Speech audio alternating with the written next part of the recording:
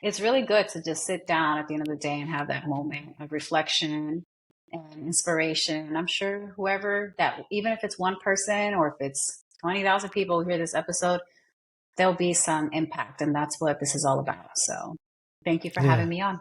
Hey, welcome to the BeMoHappy Show, the podcast that's all about boosting your happiness and helping you navigate life's challenges. I'm your host, Morris Chaisson, and I'm excited that you're here and being a part of this new season, Resilience Revolution. We'll be deep diving into the power of resilience, the ability to bounce back from setbacks, adapt to change, and thrive in the face of adversity. It's time to embrace challenges as opportunities for growth and unlock your inner strength. We will be joined by experts, thought leaders, and everyday heroes who have faced life's curveballs head on and came out stronger. Together, we'll explore practical strategies, share inspiring stories, and equip you with tools not just to survive, but to thrive in the midst of life's storms. So whether you're going through a tough time, seeking personal growth, or just looking for a daily dose of inspiration, join us in Resilience Revolution. Get ready for a season of empowerment, insight, and a whole lot of joy. This is the BeMoHappy Show. The Resilience Revolution starts now.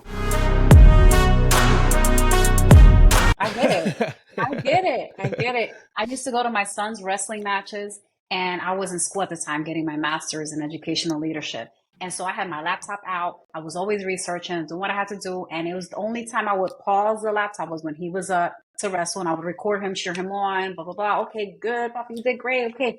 Then I come and sit back to my thing.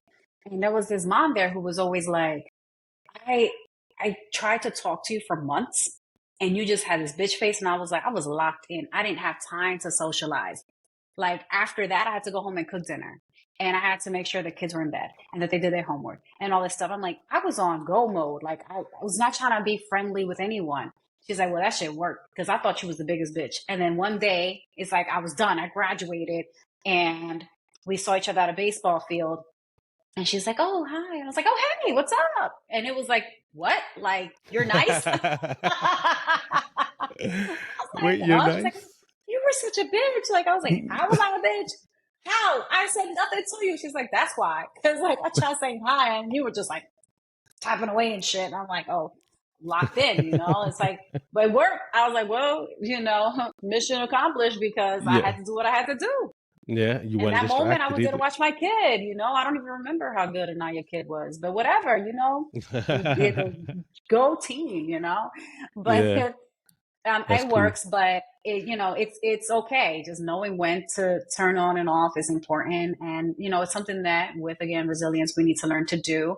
And also with empathy, right? Like, and compassion, like it's an energy. And sometimes we can overdo even good things. We can overdo it. Then we like kind of get to a moment where we feel bad for everybody. And it's like, we all have a story. I think it's important to recognize it and say, wow, like, I'm sorry you went through that. And I'm glad that you overcame that.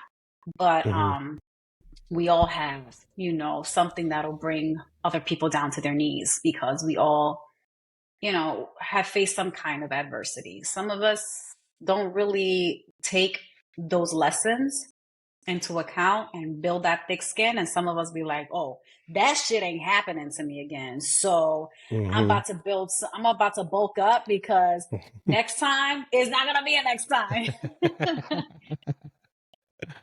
I love how you said that. I'm gonna bulk up.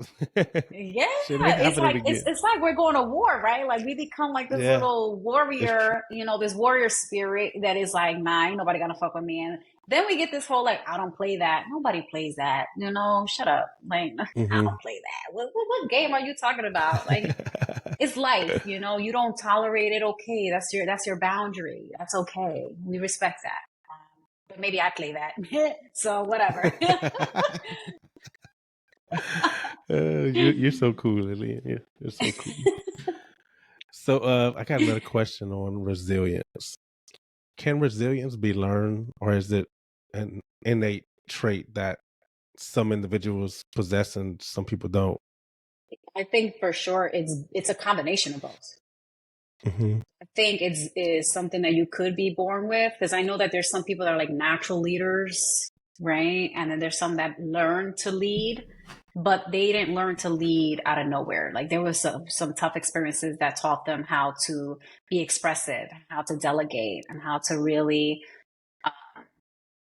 do things to do it better for the long run, not just the moment. So to really be a good decision maker. So I really think it's a combination of both. Some people are born with it, don't really face the hardship, and then they have a hard time accepting it too, because it's hard. Like who wants to be hardcore all the time, you know? Or sometimes leading is heavy because then everybody's looking to you for answers, and you're like, but I'm human too. So who do I go to, right? Like being the resilient one makes you very competent. It makes you very experienced and confident. And people like that. And they're like, oh shit, you know.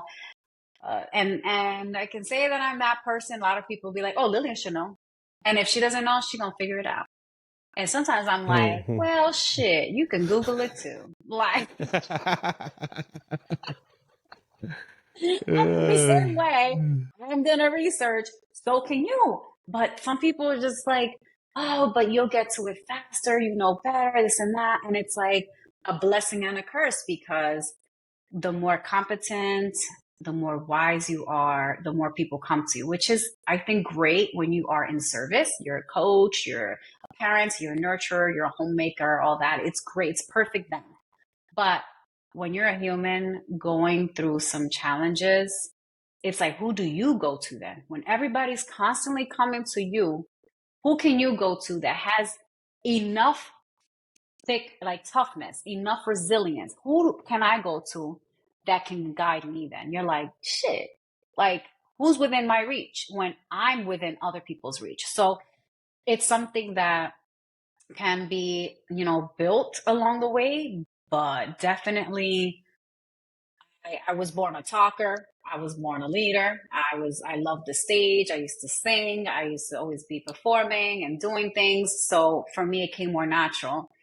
So if somebody hands me the mic and they're like, shit, can you do this? It's like, give me the damn mic. You know, listen, this is what we're going to do. Like, and I don't care if I sound crazy. Like, I don't care if I sound like you know, whatever. I was born in a certain place or region. You can tell where I'm from. I didn't care. It was always like, I'll get it done. So being that person, being a person that people go to can be challenging.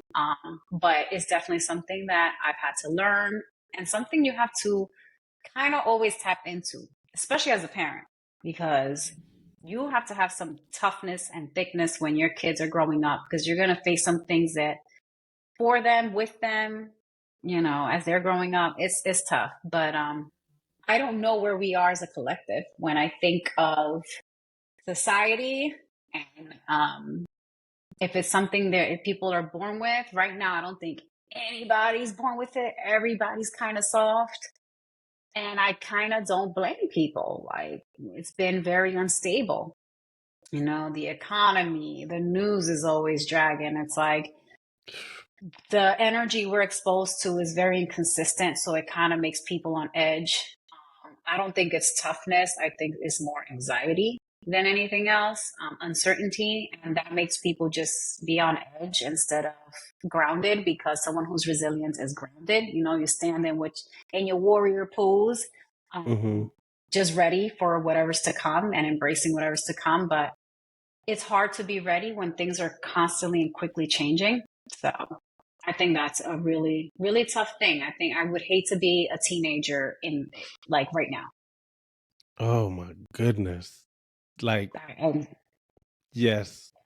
Oh, I couldn't even imagine truly, because just, yeah, with the school stuff and just with the creator stuff and like, yeah, A lot of that's, misinformation oh my too. goodness. Yes. It's crazy.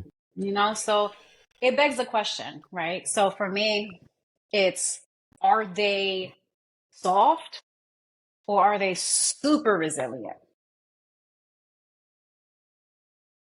I say soft. You say soft? Yeah. Because I think I think like once they're faced with something hard, I think they crumble, you know, They because crumble. because they're like, Now, oh fuck, what the fuck? I don't know what to do. What the fuck? You know, it just but turbulent, you people know. People crumble when they have someone they can crumble onto. That's right. That is true. So When there's no choice. if they didn't have us, then they'd be resilient. Hmm. Facts. But Because one way or another, they'll fucking overcome it. You know. right, Hmm. right. So it's really a paradox. I think it's really a paradox because what they have been through, we saw a lot, right? We did grow up with many changes, particularly with technology and the access to information and how to communicate with one another. I mean, literally, when I was born, it was vinyl records that were in my home. Now it's vinyl records because it's cute, but Yeah. Yeah. not because that's It's the so. source that we hear music through, right? So it's an option, and because we have so many options, it's like, what are we choosing? So I don't think we give our youth credit enough because they haven't had an opportunity to become resilient because they're constantly in adversity in the world, but also because they have us who are so resilient to support that, right? Because we didn't Hmm. have resilience. What we did have was tough love, what they Yeah. call tough love. Yeah. Right. Right. Completely Yeah, different. say that again, It's like- Hmm. so we grew up with tough love, and we were like, that was damaging. Like, so many of us are still healing from that tough love. So we were like, we can't do that to our kids. And then Hmm. it's a paradox because we don't want to be the reason for our kid to go through what we went through, right? The same way we kind of blame our parents or blamed them before, healing and becoming aware of things. But we don't want our kids to look at us and be like, no, you fucked up, okay? Because you weren't there for me and this and that, right? So we're like, we're here for everything, hon. What, you want to talk about it? And you're like, oh my God, why don't we talk about this shit? I can't talk about this with my mama or my daddy. Like, what? No. So we haven't given them an opportunity in the household or, because we really gave them a safe space. And they are Hmm. super vocal about that safe space, though. Like Yeah. they're talking a lot, about everything. So I think it's an interesting concept, about our youth. And I don't know, I think they seem soft, but how can we tell? They haven't struggled like we struggle. They have their own struggles, but I think most of it is mental. Yeah. There's a I would lot of agree. mental health, and self-diagnosis. Everybody's diagnosing themselves with things like, oh, I have this and that. And it's like, why are you identifying so quickly with that? Like, get off of Yeah. Google, bro. Like, Yeah. you're all Putting that right. label on. Yeah, putting that label on yourself, because if you start putting that label on yourself, and like we were talking about earlier, which you think you are, you know what I mean? Like, Right. that's And one you thing. become that. You Yeah, affirm that's it. one. Mm-hmm. Absolutely, that's one thing I hate about whenever somebody says, "I'm on depression medicine. I'm depressed," and blah blah. I I was there, but I literally, I don't know. It just does something to me. It's like, no, like, you think you are because you think you are. You know what I mean? And I know, like, Yes. we go through shit, and shit does get us Mm-hmm. in a bad Yeah. spot. But Yeah. that depression, like, if you stay there, yeah, I mean, yes, you're gonna stay there. But that's your fucking choice, Yes. you know? It's true. It's true. 100%. It's funny because you say that, right? And every time I hear a podcast that they're talking about narcissistic people or ADHD, I'm like, ooh, they're describing me. And then I'm like, no, it can't be. No, it's this person. No, it might be me. You literally can have any tendency in the book. You can Hmm. identify with certain things and not the others. So that's why it's so hard to just be. That's what I'm saying. Like, we came up in a time where we learned as we went and didn't learn from others so much, right? Like their experiences and what you see online and comparison. It was Hmm. it's such a heavy comparison, um, that we didn't really have much back then. It was limited. It was more of like our friends in school and the neighbor, but it wasn't like so and so in freaking Cali or wherever they were. We didn't have that Yeah, access. that's so That true. was TV, and we knew it was fake. Then Hmm. came freaking reality TV, and people thought that was real too. No, it's not. Fake. It's fake. And that Entertainment. twisted people's minds to think that what you see on social media and on TV is real, and it's not. It's all baloney. Yeah, I think that's a big issue for the youth right now is that comparison, you know, it's social media and those people, yeah, those fake motherfuckers on, you know, yeah, it's so sad. Yeah. Yeah, So gotta give them credit. Gotta give them some credit yeah, because they haven't, you know, they've definitely been through a lot, and they're going through a lot still. I mean, we didn't know much about politics growing up. It was very an adult thing, and not everybody voted and whatever. And now there's kids in high school and middle school talking about politicians and stuff. It's like, what? Why? And some yeah, people say, good, they're exposed early, and I'm like, to what? To what? That negative energy? Like, let them yeah. play freaking rec ball. Like, what the heck? It's so true. Like, what? Yeah, it's So there's this heaviness too early on that we're putting on them, and these high expectations because of it's like we didn't go through all this just for nothing. So we took that, you know, I guess hardship from you. We eliminated that from the equation, so it's easier for you. How come you're not doing more? It's an endless like question, like how come you're not doing more if you know you're not struggling with XYZ? And it's like, what? Why? Like, when is it going to be enough then? right. You know, something I could say about the youth. I feel like they're way more self-aware than what even some of the older people these days are. You know, like they just understand things on a different level of, I don't know. A I hundred appreciate. percent. A You agree hundred with that percent. too? I agree that they're so aware that there are times where I will speak to my kids and I'm like, how you know about that? and you're like, it took me like this long to come to that understanding. Right. How Yeah. and when did you learn about that? Yeah, it's true. You know, it's funny you say that. That reminds me of I was working at a machine shop at this time, and my daughter was 16 or 17, and I was preaching to her about going to college, and you know, because she was at a point where she was like she didn't know if she wanted to go to college or not, and I was trying to like, you need to go to Go. college. You're smart. You're fucking genius, you know. And I mentioned something about being successful, you know, and whatever she did, and she was like, you know, Dad, money doesn't measure success. It's by your happiness. And I was like, oh, fuck. Like that hit me like a ton of bricks because Yep. at this machine shop job that I was at currently, on my way to work, I would literally wish I would get in a fucking accident so I wouldn't have to go because I hated it so much, you know? So when she told me that, I was like, Like, fuck, you know?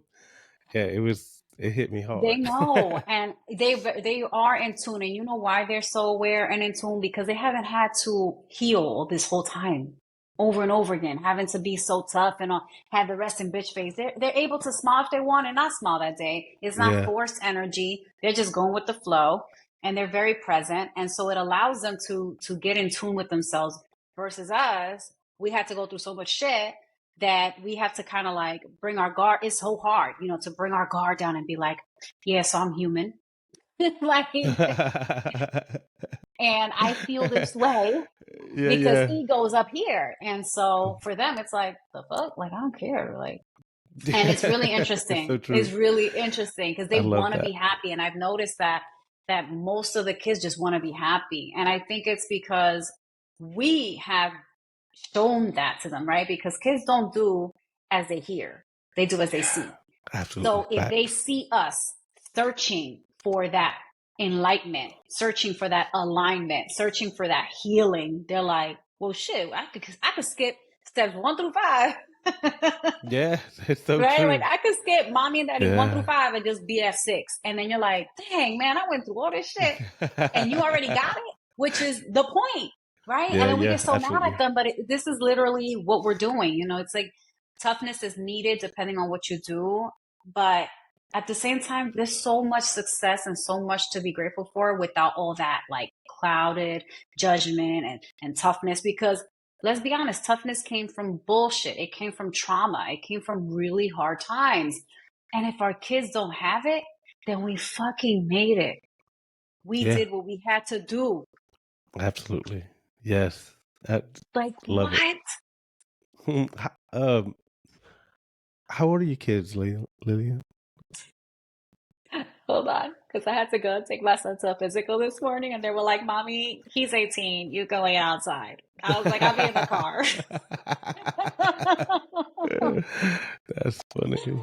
Oh, my son's 18. He'll be going to college in the fall. He's committed to play baseball.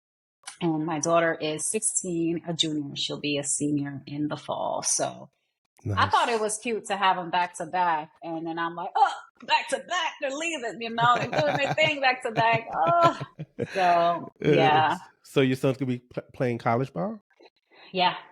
That's so cool, man. That's Yeah. exciting, huh? It's All completely that hard new. work, all that hard Ah, work, because I'm sure yeah. you going to the games and paying for coaches and Oh my God. just my goodness. Well, the equipment is expensive as heck. The Hmm. training, he's been on travel ball since he was like 7 or 8. And all the traveling we did, the hotels, the Airbnbs, the pet sitting and the driving, I drove everywhere and being uncomfortable and games canceled, flights delayed, the equipment needed to be, oh my God. So it's finally coming all together. And it's amazing to be here and see that and to just be like, wow, like it's so new to me. We're around parents who did the college thing too. So they're like, oh yeah, when I went to college and I dormed, I'm like, I was married with kids in college. I don't know about that. Like I enjoyed the college experience, like actually going to college and grabbing a coffee, sitting in class and learning. I freaking love learning. I love the energy where everybody's there, like ears open and like, let's go, with the thinking caps on really tight, like we used to think back in the day. The thinking caps on really tight, huh? Yes, everybody put them on and just tie them up really tight. The tighter it is, the more you're gonna learn. Choking me. I mean, college, but That's but it's interesting to see things transition the traditional way for him and see how the whole scholarship process and the offers and all that, like how they came through, and it was like, okay, and that resilience really came into play when we were able to help him with that, like everything's going to work out because everything does. hmm And resilience is really just having faith. hmm It's this toughness, but is it really I think it's just having faith that things are going to work out and that it's going to work out the way it's supposed to. So, Yeah. Yeah, face it. you saying that it really 100% facts. That's so true because we wouldn't have resilience if we didn't have the faith, right? Right. That's It's faith. It's I never believing. It's believing. hmm I never even looked at it that way, but now that you say that, 100%, yeah, I love that. Yeah. We should That's good. trademark it. It's from this episode. Lillian Hernandez. uh, well, Lily, I got one more question for you. Um, Shoot. can you share a defining moment in your life where resilience played a significant role in overcoming adversity? Oh, well, it wasn't a significant time, but it's been something that definitely played a huge role in my marriage because getting married so young was extremely scary. But I didn't know it when I first got married that it would be that scary. It was like, oh, we're going to live together and Mm-hmm. like we're going to be mom and dad and our kids are going to be amazing Mm-hmm. and it's going to be, happily ever after. And I was like, everything's going to be perfect. Like whatever happened, in the relationship of our parents or whatever, it's not us. Like we're different. So that really came with the challenge. It's yes, and I was right. We were different, but we still came from these parents. we still came from these marriages we did not want to emulate. And so we had to trailblaze. It was like, oh, we came from broken marriages and broken homes and families. So it was like, how do we create something we've never seen before on either end and create a stable home? And it took us 12 years to get there. And it was like, we got to do it. Okay. Yeah. Then it's like, no, fuck you. You come down. All right. I'm coming up. And it was like, bitch, you come down. Yeah. It was like, give me your water. I'm thirsty. No, give me your water. I'm fucking thirsty. And it was like a tug and pull. And I was like, all right, let's rest here. Oh, babe, why do we fight? All right, we're back up climbing. And, we got to a point where it was like, oh, shit. Okay. All right. And like we grew up together, and because we were both resilient, it was also a contradicting thing that, we both had the resilience, so we both fought for it. But because we were so tough, it took a long time for us to drop our egos as well. And then just be human and connect on that spiritual level together. Even though my connection to my husband was instant, I was like, but spiritually connected to him before I lay eyes on him, I knew I was going to lay eyes on him. I was like, literally, oh, that's him right there. That's cool. I love that. So that resilience played a huge role in my marriage. And to this day, I think it really does, because we both understand that it takes a lot, and it's not like literal work, but it takes a lot to always consider your other half, that person in your life you're sharing this experience with. And that is beyond, it's way beyond skin deep, it's deeper than deep. So that's definitely played a huge, huge role in my life, the resilience. And then together, whatever it is, we overcome it. We cuss up a storm, we do what we got to do, we break barriers we never thought we could. And because of that, we rely on that. We have faith that we'll always make it out of into whatever it is that we do together. It's my favorite collab. That's the best. I love to hear that, man. Something I learned through my marriage with my wife. We've been together since 1993. What? Yeah. No, that's awesome. Isn't that, dude? That's fucking 31 years, Lillian. That is awesome. That's insane. But we don't hear that anymore. Something I learned the past probably 3 or 4 years was that communication and understanding was the most important thing. Like, I could see how much she's changed because I've changed. Like, she's way more confident. She has a lot more self-love in herself now because of my communication. I'm not going to say because of my communication, but because we talk on a lot of levels and we understand each other on a lot of levels. So it just brought us closer, and just we both grew, as a couple, and I just love it. I love that. It's worth the effort. You know what I mean? Because so many times, like, I'm not gonna lie, like, I've thought about walking away and stuff. You know what I mean? But the other part of me is like, no, motherfucker, like that's not the easy way. Right. That's the easy way in the moment, but it's the harder way later on. Yes. And it's something that, we're taught. We're not taught to problem solve a lot of times, but this is where the resilience comes into play. You're like, no, we're going to face this. We're going to work this out because that's the option. It's not, a flight response where, okay, because then what you're going to do is you're going to end up experiencing different marriages with different people. I've always looked at it like, I'm always going to be changing, and so is my husband. So why not change and evolve? We're different people anyway, like all the time.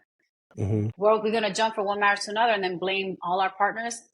All of them were crazy. It's like, okay, okay. It's true. I love that. We're constantly evolving creatures, and it's important to hold space for our partners. And I know that that's hard to do when we don't hold space for ourselves, which is why, again, the inner work is so important to do.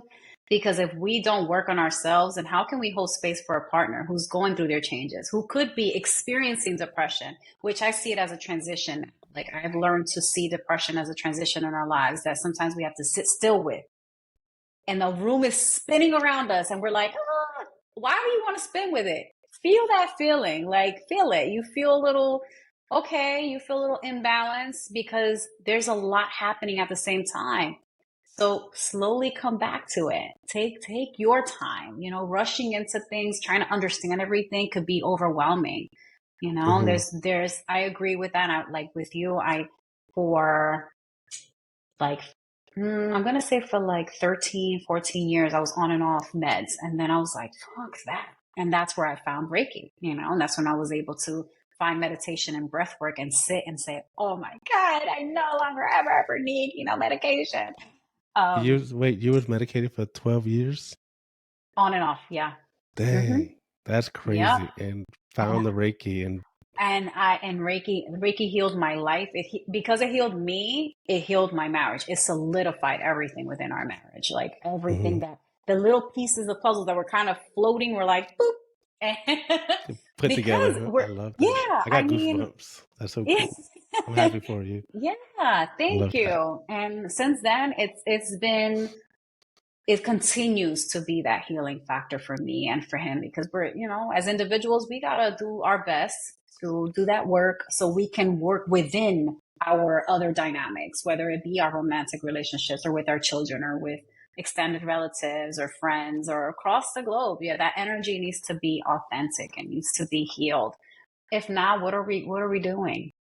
I'm just not in that business to show you how much I'm making. I'm in the business to show you how much you can make energetically, right? How you can heal energetically, mentally, emotionally, spiritually.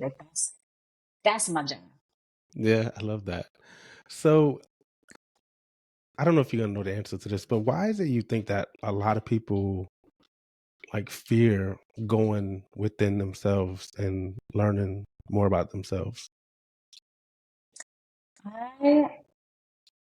I go back to me when I didn't want to really go deep. And I think I was just afraid of being different and my relationships with people changing, like maybe with my mom or with my own husband, with my children, with myself. I was afraid of change because change is uncomfortable. Mm. And I was like, you know, change. That's going to make things. It's like when you tell somebody, just tell them the truth, but it's going to change things. And you're like, that's the fucking point. Right. Yeah.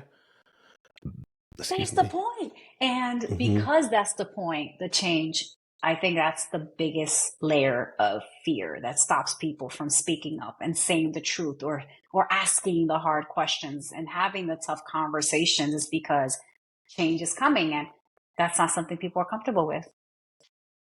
Not knowing the outcome is like, ooh, no, I should keep quiet because you know that if you don't say anything, things will stay the same for sure.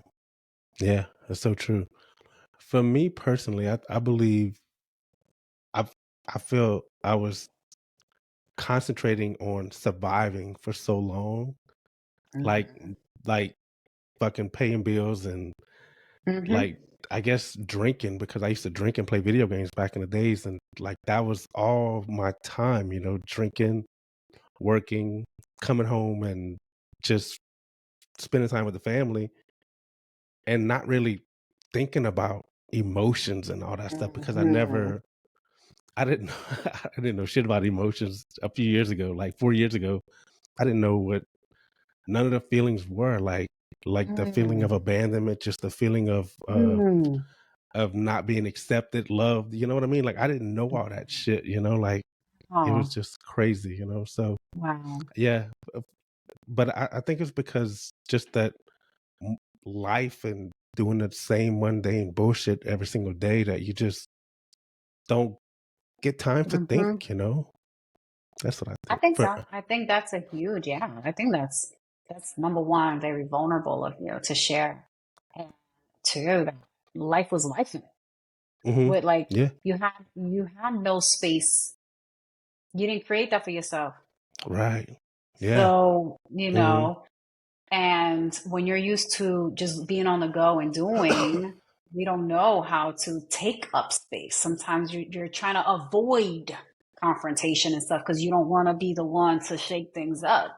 And it's like, but you're shaking inside. And a lot of times Mm-hmm. that is the depression you feel, the anxiety. It's all this tension, this buildup that you're like, oh, I don't know what it is. And it's like, you do, but we've conditioned ourselves to not think about it, right? Like Yes. I've had people that I know that is like, oh, just go have a drink. Like, go out. What you need is this. And I hear them and I'm like, no, you're not Bitch, that ain't telling gonna. them to, Yeah, I'm yeah, yeah, sorry. yeah. You're not telling someone to do better. You're telling them not to feel. You're telling them escape, Yeah, exactly, express, exactly. That's and the. not to be. And it's like, to me, the biggest gift that anyone can ever experience is being. I mean, think about a brand new baby. Everybody wants to meet that baby. They love that baby. That baby could be an asshole when they're like 8 years old, but they love that baby. That baby could Right. be the next murderer, but they love that baby in that Mm-hmm. moment because the baby's just being. People love that it's just a being, a Yeah. living thing. Then they get older and it's like things change. I don't know what happens along the way, but people stop loving people for being. And it's they love you for what you do for them, for how you make them Mm-hmm. feel. Maybe Yeah. they love you because you're so cute. And it's like, why not? Because I am. And so we have to then shut all that off, all that bullshit, all that external conditioning, and say, but I am. And I love that I am. And I love who I am. And I'm just going to be and accept that. But while we keep adding layers of suppression, of escape, of media, and we can't sit with our own thoughts, if we can't do that, then we're always going to sit with someone else's thoughts. Facts. Yes. Yes. Then who are we? Mm-hmm. What are we doing here? What are we in the business of? You're not living your life. You're living someone else's life, someone else's expectation or perspective and views of what it should be, and not yours. Mm-hmm. I love that. That's so true. It's so heartbreaking because it's so common, like I don't know about you where you're from, but here, like I live in a small town, so everybody just, Mm, like that small town mindset, it's nobody sad. leaves. No, absolutely not. Look, and I love unfortunately, I didn't that. leave. I didn't leave yet. I want to get the fuck out of here. Me and my wife were just talking about this just the other day. It's so funny because she said, babe, she said, I don't want to die here. I said, fuck no, I don't want to die here either. Like, I 100% want to experience like a fresh, beautiful new place. You Yeah. know what I mean? And with Yeah. good energy. I don't know. Yes. Yes. I get it.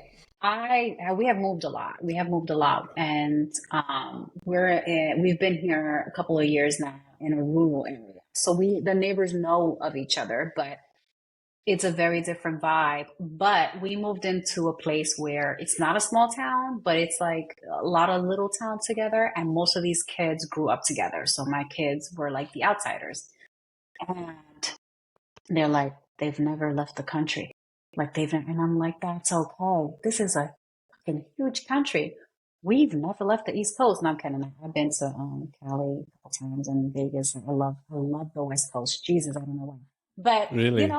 it's something that I think that we're never gonna know the other side. We can't live it all. We either are like big travelers or we're like settled small town. But either way, we all have something really genuine to offer Mm-hmm. because you grew up around that stable environment, the community that you can count on each other for whatever. It could be gossip or it could be, resources. If things go down, your people will look out for you. Meanwhile, growing up, for me and even for my kids, we never had that tight knit community kind of vibe or feeling. So it's very different. But it's funny, we all have something completely different to offer each other though. So Mm-hmm. I don't think it's necessarily a bad thing. And I think we'll never know what the other side is. I'll never know that. You'll never know what it's like to grow up moving back, But there's pros and cons to everything. So I think it's important to be grateful for where we are now, the things that we did go through, that radical acceptance that everything happened perfectly and that everything is perfect as it is right now. It Yeah. is.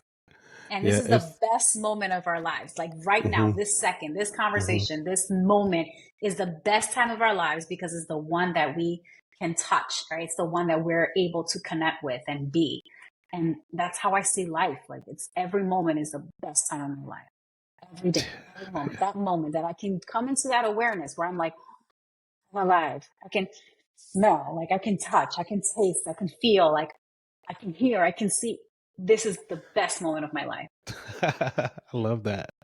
It's so true. Just that simple shift, where this is the best moment of my life right here. Because Yeah.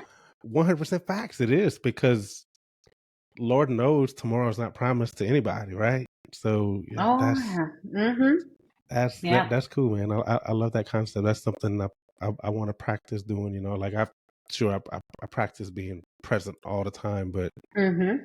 but just enjoying that present Yes. moment, no matter what. Yes. That's I love that. Yeah. It's not, I guess, not normal to be there 100% of the time, but that burst that I get of like, oh, wow. Like I even get my dog to kind of jump around when he's like, okay, well, what's going on? Like, okay. I'm like, we're alive, baby. Like, come on, are you happy? You're Yeah, happy? All right, that's let's so go. cool. I love that. Because it is the best time of our lives, right? Hmm. And tomorrow we'll be like, man, yesterday that was a good podcast, Yeah, That was hell cool. yeah. That was a cool recording. And that's how it is. When you can Hmm. look back, sometimes we know the moment that we're in, we'll be like, one day we're going to talk about this. One day we're going to laugh about this. One day, why wait? Laugh about it. Talk about it. You're there. Yeah. Enjoy it. Embrace it. That's that radical acceptance. And that's that feeling of gratitude, of being grounded and just accepting what is instead of what else could be there. Don't Hmm. call it. The world's abundant, and abundance doesn't always mean good. Yeah, that's so true. Abundance is it could be bad for you. So it's like, don't call it. There could be more, but this is what it is, and it's perfect the way it is. Yeah, I love that. But Lily, I love this whole episode. Like, I'm excited. I was always scared to post like curse words and stuff on LinkedIn. How you feel about that? You mentioned that. Why you It's did so you? funny because LinkedIn feels like church, like the Yeah, church it does. It social does kind media. of. Like, and I'm like, fuck that. I mean, I will probably put an asterisk because I don't want it to be flagged somehow. Mm. So that's how I do it, but I still get the message across. Like, I might say F that, or screw that, whatever, because I don't want it to get flagged. Because even like on Facebook, things get flagged all the time. And I'm like, how come I can't comment on this page no more? Really? Oops. Yeah. That's funny. Oops. I don't think we Um, follow each other on Facebook, huh? Probably not. I I don't don't think know. I don't so. I think think it's so. just LinkedIn. Yeah, I'm gonna go find you. And I'm big on threads. I love threads because it's like say whatever the hell you want. Really? That look, I Yeah, never I love got on threads. it. I never I love I clicked threads. on it once. I don't know if I even have it on my new phone. But I think I would like it too, because just a quick thought, pop, pop, pop, and That's it. Yeah. I'm post like, it, I get why people used to like Twitter. I never got into Twitter, but I get why people like Twitter because I was like, oh, this is what it was. Okay. Okay. Hmm. But yeah, just I'm not one to I used to be like follow the rules and this is what you're gonna do. And I'm like, fuck that. What rules? Like, who made this up? That's annoying. You follow that damn algorithm. Like, who cares? That's dude. I'm with you 110%. What I fucking? feel. I don't got time for algorithms studying the algorithm, and this is the best time to post. No, listen. If you're a social media manager, by all means, learn the algorithms. Do you so you can help your clients out? I'm not doing that, and I'm not paying nobody for that. Like, Hmm. no, it's. I'm like, so no. Coolio for you, but no, I'm not. I am my own algorithm, and whoever is going to come my way organically, let it be. The same way, I don't know how we cross paths on LinkedIn. That's my favorite kind of collab. Like that's my Mm-hmm. favorite kind of partnership is when things happen the way they're supposed to. Nothing Yeah. forced, Mm-hmm. just organic. Like I love that. Yeah. So I love that. That's where we met on LinkedIn. And look, I swear I stopped messing with LinkedIn because I had like 40, 50 messages from people trying to sell me something. I was like, fuck LinkedIn. I hate LinkedIn. oh my Leave me God, alone. tell You me know what I about mean? it. So So it's like a dating site or something like that. Like I don't even know how many seriously. I'm looking at. Thank you for connecting. If you need more clients, I'm like, I don't even read them. I'm just, okay. And I'll post on my profile, like not looking to sell or purchase anything. I'm just here to connect, literally. Like, let's just Mm-hmm. connect. You never know what you see in someone's feed, and that's it. Like, keep it moving. So I just go through it, and then I'm careful about who wants to connect though, because I'm like, why? I can't even see your face. Like, what's going on here? And like, I try to be as careful as possible because you never know who's out there eyeing you for no reason. But you gotta use social media. Don't let social media use you. Use anything. Mm-hmm. Use any information. Don't let information be the one to really cloud your judgment or whatever. I just go with the flow. And things are gonna happen in its timing and whatever. And I'm just gonna enjoy the ride. You feel it, you do it, right? That's it. Yeah, That's I it. love that. Exactly. But Lillian, I appreciate you. Like, we've been on this damn thing for an hour and 40 minutes. I appreciate your time today. I really do. I love this episode. I love your energy. I think you're amazing. This, like, just the Thank value that you. you delivered to the audience. It's Yeah. great. Yeah, I appreciate that. And They're I gonna appreciate appreciate that. the inviting me onto your platform and sharing some laughs and just keeping it 100 and being vulnerable and sharing some of your stories too. It's really good to just sit down at the end of the day and have that moment of reflection and inspiration. And I'm sure whoever that, even if it's one person or if it's 20,000 people who hear this episode, there'll be some impact. And that's what this is all about. So thank you for Yeah, having me on. yeah. All right, Lillian. Well, I'll talk to you later.